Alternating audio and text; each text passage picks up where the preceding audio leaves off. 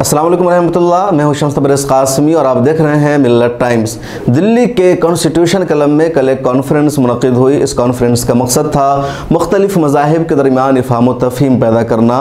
मुख्तलिफ़ मज़ाहिब के उलमा, स्कॉलर्स, पंडित, सूफ़ी जितने हो सकते हैं सभी ने इस प्रोग्राम में शिरकत की और दो ख़ास बात इस प्रोग्राम की थी। सबसे पहली अहम बात ये, national security adviser Ajit Doval ने इस प्रोग्राम में शिरकत की।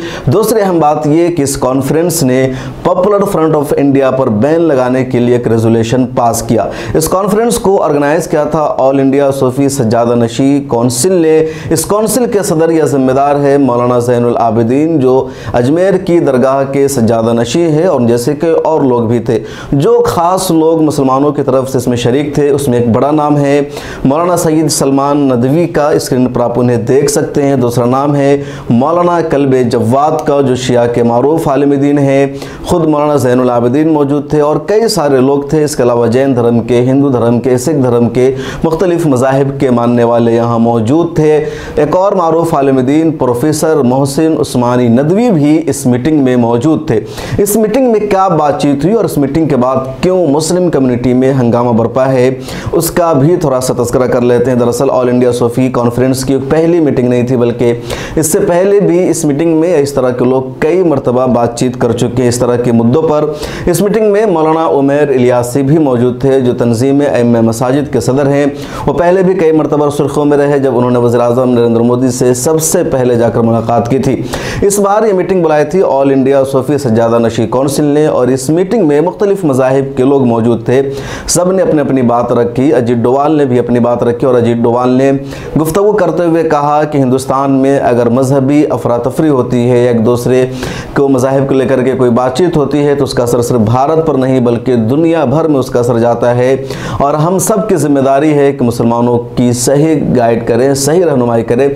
अजीत डोवाल ने अपनी गुफ्तगू में अफ़गानिस्तान में बनने वाली आज़ादी से पहले हुकूमत का भी तज़किरा किया, जो हिंदुस्तान के उलमा कराम ने जाकर के बनाया था, और इसके पीछे थे शेखुल हिंद मौलाना महमूद हसन देवबंदी रहमतुल्लाह अलैह। आगे हम अजीत डोवाल की गुफ्तगू आपको सुनाएंगे।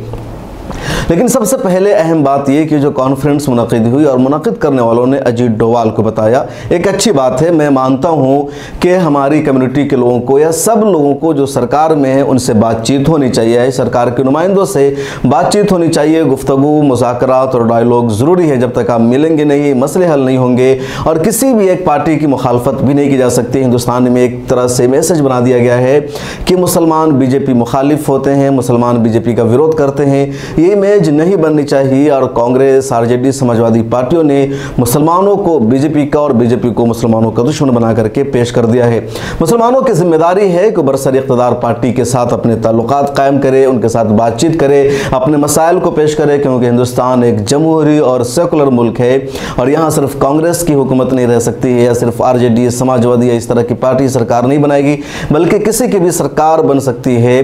और हमारा ताल्लुक सरकार में आने वाली पार्टियों से होना चाहिए, क्योंकि किसी से ज़ाती दुश्मनी और लड़ाई नहीं होनी चाहिए। हाँ, आइडियोलॉजी की बुनियाद पर, विचारधारा की बुनियाद पर किसी से इख्तलाफ हो सकता है, किसी से इत्तेफाक हो सकता है, लेकिन अफसोस की बात यह है कि जब किसी हुकूमत के नुमाइंदे को, हुकूमत के आला ओहदेदार को जब बुलाया जाता है या उनसे बातचीत का मौका मिलता है, तो हमारी कम्युनिटी, हमारी मिल्लत के लोग उनकी खुशामद में लग जाते हैं, उनकी तारीफ़ करने लगते हैं, तारीफ़ में ज़मीन व आसमान को एक कर देते हैं और जो रियल इश्यूज़ होते हैं उस पर ही बातचीत नहीं करते हैं, बल्कि खुद अपने ही लोगों के खिलाफ एक नई जंग छेड़ देते हैं। आप यहीं पर या इस मीटिंग की बातचीत को ज़रा सा गौर से सुनिए।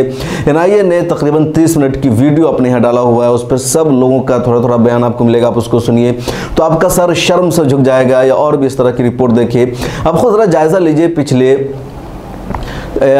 7-8 या जितने सालों का जायज़ा लीजिए। हिंदुस्तान में नफ़रत कौन फैला रहा है, कौन जगह जगह मॉब लिंचिंग कर रहा है, कौन मार रहा है, कौन मुसलमानों को ज़बरदस्ती जय श्री राम के नारे लगवाने पर मजबूर कर रहा है, इस सब के पीछे कौन सी तंजीम है, कौन ऑर्गेनाइजेशन, सभी को मालूम है। लेकिन जब सारे धर्म के लोग एक साथ बैठे तो सब ने सिर्फ तस्करा किया कि पॉपुलर फ्रंट ऑफ इंडिया की वजह से देश का माहौल ख़राब हो रहा है, पॉपुलर फ्रंट ऑफ इंडिया नफ़रत को फैला रही है।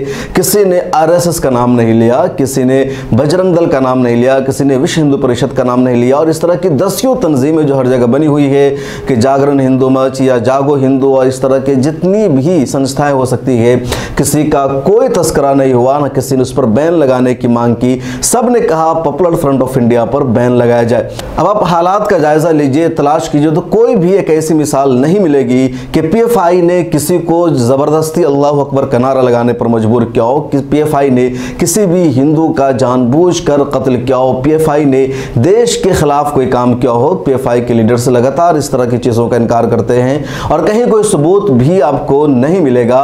लेकिन सभी ने, या खासतौर पर मुसलमानों ने कहा कि पॉपुलर फ्रंट ऑफ इंडिया की वजह से देश का माहौल ख़राब हुआ है, इसलिए उस पर बैन लगाया जाए।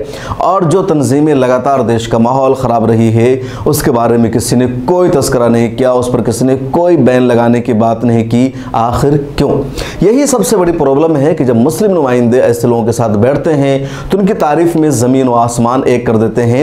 अब सबसे पहले मौलाना सलमान नदवी को सुनिए। मारूफ आलिम दीन है, दारुल उलूम नदवा के उस्ताद रह चुके हैं। जब इन्होंने बहुत ज़्यादा श्री श्री रविशंकर के साथ ताल्लुकात को बढ़ा लिया था और बाबरी मस्जिद को बतौर गिफ्ट दे देने का एक तरह से इन्होंने एक मुहिम चलाई थी, all India Muslim personal law board के खिलाफ इन्होंने एक तरह से बागाना तेवर अपनाया था, तब दारुल उलूम नदवा ने उनको अपने यहाँ से हटाने का फैसला किया, बोर्ड से हटा दिया गया। और उसके बाद वो लगातार इस तरह की चीज़ें कर रहे हैं और इन दोनों वो अजीत डोवाल की तारीफ किस अंदाज से कर रहे हैं, ज़रा इसको। और मुल्क के मुख्तलिफ मज़ाहिब के लोग इन पर एतमाद करते हैं और इनको अल्लाह ने ज़बान भी दी है कि ये हिंदी भी जानते हैं और संस्कृत भी और अंग्रेजी भी और उर्दू भी और फारसी भी, बहुत सी ज़बानों को जानते हैं और सबसे ज़्यादा ये दिलों की ज़बान पढ़ लेते हैं और ये दिमाग को झाँक लेते हैं। इसलिए अजीत डोभाल साहब से कहूँगा कि अगर अफगानिस्तान में 1915 में हिंदुस्तान की हुकूमत राजा महेंद्र प्रताप सिंह जी की क़यादत में कायम हुई थी और उसको कायम करने वाले हजरत शेखुल हिंद मौलाना महमूद हसन देवबंदी रहमतुल्लाह अलैह थे, आज फिर हमारा काफिला ये चलेगा और आसपास के सारे ममालिक के दरमियान हम मोहब्बत को बांटेंगे। अफगानिस्तान हो या ईरान हो या ताजिकिस्तान हो या उज्बेकिस्तान हो, उन सबको जोड़ने का हम काम करेंगे। पहले भी हिंदुस्तान ने उनको पढ़ाया और हिंदुस्तान के पैगाम को सुना गया।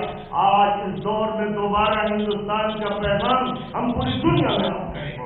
बहुत बहुत और भी कई लोगों ने अपनी बात रखी और सबने यही कहा, और जो रेजोल्यूशन पास हुआ कि पॉपुलर फ्रंट ऑफ इंडिया पर बैन लगा दिया जाए, ये सबसे ज़्यादा इस मीटिंग की ख़तरनाक बात थी। इस बीच यहाँ पर ठहर करके आप अजीत डोभाल को भी सुनिए कि उन्होंने क्या कहा। मैंने अभी हमारे शहजादा नसीम जनाब नसीरुद्दीन चिश्ती साहब को सुना। उन्होंने एक बहुत ही चंद शब्दों में इसकी अहमियत, इसकी ज़रूरत और इसकी सामयिकता का वर्णन किया है। दुनिया के अंदर में एक अजीब सा माहौल, कन्फ्लिक्ट का माहौल पैदा हो रहा है। अगर हमें उस माहौल का मुकाबला करना है तो सबसे बड़ी ज़रूरत है कि हमें अपने देश के अंदर, अपने घर के अंदर, अपनी चीज़ों के लिए इस चीज़ को कि हम उसे महफूज रखें, हमारी एकता और एकजहती जो है बरकरार रहे, हम एक सशक्त मुल्क की तरह आगे बढ़ें। पिछले चंद सालों में जिस तरह से और जिस रफ्तार से देश तरक्की कर रहा है और इस रफ्तार से जो तरक्की है इसका जो लाभ होगा वो हर मज़हब का, हर धर्म का, हर हिंदुस्तानी को उससे लाभ होगा, उससे फ़ायदा होगा। लेकिन कई अनासिर, कई फोर्सेस इस तरह की भी एक नेगेटिविज्म का एक माहौल बनाने की कोशिश करते हैं जिससे देश की प्रगति में बाधा पड़ती है, रुकावटें पड़ती हैं। चंद लोग जो धर्म के नाम पर या किसी और विचारधारा के नाम पर हिंसा का, दो लोगों के अंदर वैमनस्य पैदा करने का, लोगों के अंदर में कन्फ्लिक्ट क्रिएट करने का प्रयत्न करते हैं, उसका प्रभाव पूरे देश पर होता है, देश के अंदर भी होता है और देश के बाहर भी होता है। उसका कारण यह है कि एक बहुत बड़ी जनसंख्या, एक बहुत बड़ी मात्रा में लोग, आप जैसे लोग शायद अपनी आवाज़ को उतना बुलंद नहीं करते जितना होना चाहिए। तो माइनॉरिटी एक बहुत छोटे चंद अनासिर की आवाज़ लगता है कि ये शायद हिंदुस्तान की आवाज़ है। और अगर हमें इसका मुकाबला करना है तो जैसे कि शाहजादा नसीर साहब ने बिल्कुल दुरुस्त फरमाया कि हम लोगों को एक मूक स्पेक्टेटर की तरह, एक चुपचाप सहने वाले स्पेक्टेटर की तरह न होकर ज़मीन पर काम करना पड़ेगा, अपनी आवाज़ को बुलंद करना पड़ेगा, अपने आप को संगठित करना पड़ेगा और अपने अंदर अगर कुछ गलतफहमियां हैं तो उनको दूर करना पड़ेगा। अगर कुछ लोगों के बीच में कुछ गलतियां हैं तो उनको सुधारना पड़ेगा। हमें अपने पैगाम को घर घर ले जाना पड़ेगा, हर बच्चे को, हर बुजुर्ग को, हर ख़वातीन को, जो समाज के हर तबके को ये महसूस कराना पड़ेगा कि वो दिल से इस चीज़ को महसूस करे कि हमारा एक मुल्क है, एक मुल्क जिस पे हमें फ़ख्र है, जहाँ पर हर धर्म स्वतंत्रता से अपनी धार्मिक को वो कर सकता है, जहाँ पर विभिन्न धर्म सैकड़ों वर्षों से यहाँ पर उन्होंने वो किया और इस देश की तरक्की, इस देश को आगे बढ़ाने में उन सब का एक बहुत बड़ा किरदार है। देखिए, मेरे एक अजीज़ दोस्त हैं, उन्होंने मुझे ये वाक़या बताया था कुछ वक्त पहले कि हिंदुस्तान के पॉलिटिकल साइंस में जहाज वर्ड कब शुरू हुआ, कब इस पॉलिटिकल साइंस के अंदर में मुस्लिम्स ने ये वर्ड कब यूज़ किया। तो ऐसा था कि 1915 के लगभग अफगानिस्तान के अंदर में हिंदुस्तान के कुछ उलेमाओं ने, 6 उलेमाओं ने जाकर एक प्रोविजनल सरकार बनाई इक्साइल में और उसकी पूरी गवर्नमेंट बनी। उसका एक प्राइम मिनिस्टर था, होम मिनिस्टर था, डिफेंस मिनिस्टर था और वो सारे उलेमाओं ने मिलकर उसके जो प्रेसिडेंट था वो राजा महेंद्र पाल सिंह को बनाया। यानी जिहाद तो था, जिहाद था बुराई के खिलाफ, अन्याय के खिलाफ, विदेशी उसके खिलाफ, लेकिन जिहाद का मतलब ये नहीं था कि ये किसी धर्म के खिलाफ। आपने सुना अजीत डोवाल को, और इस मीटिंग के बाद जो पॉपुलर फ्रंट ऑफ इंडिया को खबर लगी है कि उनकी ऑर्गेनाइजेशन को बैन करने की मांग की गई है, तब पीएफआई के मीडिया सेक्रेटरी मोहम्मद शाकिब ने एक प्रेस रिलीज जारी करके इसको कंडम किया है और कहा है ऑल इंडिया सूफी काउंसिल आरएसएस की एक विंग है और उसने जो रेजोल्यूशन पास किया है इसको हम कंडम करते हैं, ये हमारे खिलाफ एक साजिश है और मुसलमानों के खिलाफ करके मुसलमानों के खिलाफ साजिश रची जा रही है जो सही नहीं है। और उन्होंने एक तरह से कहा कि पॉपुलर फ्रंट ऑफ इंडिया सही रुख में काम कर रही है, इस पर लगाए जाने वाले तमाम इल्जामात गलत हैं, बेबुनियाद हैं। पॉपुलर फ्रंट ऑफ इंडिया अपने प्रेस स्टेटमेंट में यह कहना चाहती है कि जो कल national security adviser mister Ajit Doval और चंद प्रो आरएसएस, प्रो बीजेपी, चंद सूफी संस्था के लोग और दूसरे मुस्लिम ऑर्गेनाइजेशन के चंद लोग जिनका कैरेक्टर, जिनके बारे में शक है मुस्लिम कम्युनिटी के अंदर, ये सब लोग मिलकर एक इवेंट ऑर्गेनाइज करके, एक डूबियस इवेंट उधर पॉपुलर फ्रंट के खिलाफ जो बात उधर की गई, ये जो है ये टोटली एक वेल ऑर्केस्ट्रेड एक प्रोग्राम है to demonize and defame the genuine voice of the Muslim community, that is the Popular Front of India.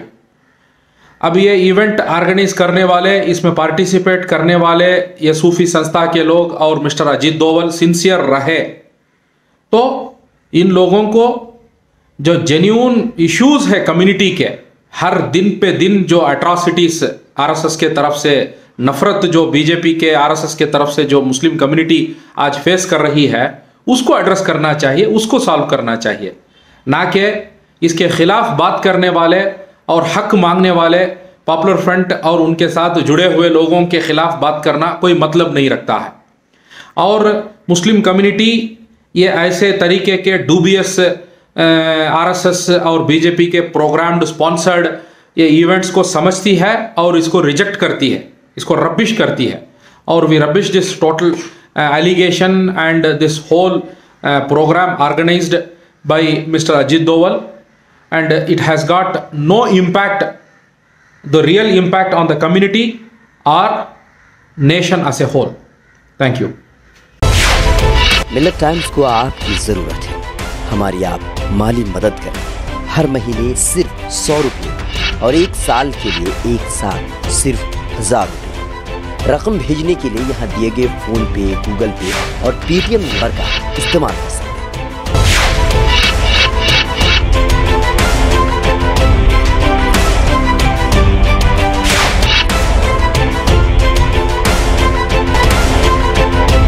ये तो हुई कॉन्फ्रेंस के बाद दिल्ली के कॉन्स्टिट्यूशन क्लब में प्रोग्राम हुआ था और इसमें अजीत डोवाल शरीक हुए। लेकिन इसके बाद देखिए क्या इन लोगों ने किया। जिन लोगों को सच बोलना था, मुसलमानों के इश्यूज़ को बताना था, मुसलमानों के मसाइल को बताना था, अजीत डोवाल वहाँ मौजूद थे। वो नेशनल सिक्योरिटी एडवाइज़र हैं, पावरफुल शख्सियत हैं, देश का वो निज़ाम एक तरह से चलाते हैं। लेकिन उनके सामने हमारे सूफी संतों ने, हमारे बुजुर्गों ने या मुसलमान स्कॉलरों ने सिर्फ उनकी तारीफ़ की, बीजेपी की तारीफ की, किसी ने मुद्दे को नहीं बताया कि क्या है। अगर बीमारी निकालने की कोशिश की तो अपने ही खिलाफ यानी पॉपुलर फ्रंट ऑफ इंडिया पर बैन लगा दो। आखिर क्यों? पॉपुलर फ्रंट ऑफ इंडिया का जुर्म क्या है? पॉपुलर फ्रंट ऑफ इंडिया से इतना खौफ और डर क्यों? जबकि पीएफआई की लीडरशिप बार बार आकर कह रही है कि हमारा मामला बिल्कुल साफ है, हमारे ऊपर लगने वाले तमाम इल्जामात बेबुनियाद हैं। इसी कॉन्फ्रेंस के बाद एक और सवाल ये उठने लगा है कि आखिर देश में ये दोहरा रवैया क्यों है? देश का माहौल या दुनिया भर में हिंदुस्तान की अगर बदनामी हुई, मुख्तलिफ ममालिक ने हिंदुस्तान के सफ़ीर को बुला करके जवाब तलब किया, तो किसकी वजह से? नुपुर शर्मा की वजह से, और नुपुर शर्मा के खिलाफ एक्शन न होने की वजह से। और अभी तक नुपुर शर्मा की गिरफ्तारी नहीं हुई, लेकिन इसका किसी ने कोई तस्करा नहीं किया, किसी ने सरकार से सवाल नहीं पूछा, किसी ने एनएसए अजीत डोवाल साहब से नहीं पूछा कि अजीत डोवाल साहब, नुपुर शर्मा की वजह से भारत की दुनिया भर में बदनामी हुई, नुपुर शर्मा की वजह से भारत को कई जगह रुसवाई का सामना करना पड़ा, और अब तक उस नुपुर शर्मा को सज़ा क्यों नहीं दी गई? अब तक उसकी गिरफ्तारी क्यों नहीं हुई? किसी ने यह सवाल नहीं पूछा। और ये वो लोग हैं, एक मरतबा आप गौर से इन तस्वीरों को देखिए, मौलाना सलमान नदवी मौजूद हैं, मौलाना कल्बे जवाद मौजूद हैं, मुफ्ती प्रोफेसर मोहसिन उस्मानी नदवी मौजूद है। और ये वो लोग हैं जब मुसलमानों के बीच आते हैं तो बीजेपी के खिलाफ बोलते हैं, कांग्रेस के खिलाफ बोलते हैं, आरएसएस के खिलाफ बोलते हैं, एकदम बड़े तेवर दिखाते हुए धमकियां देते हैं कि मोदी सुन लो, योगी सुन लो। और जब उनके नेशनल सिक्योरिटी एडवाइजर के साथ आप बैठते हैं तो आप उनकी तारीफ करने लग जाते हैं। आखिर क्यों?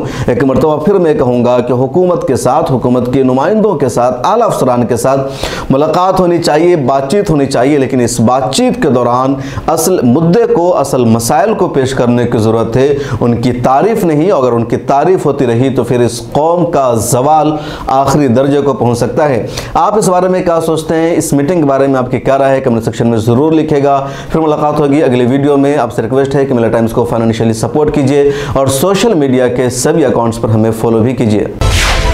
मिल्लत टाइम्स को आपकी ज़रूरत है, हमारी आप माली मदद करें।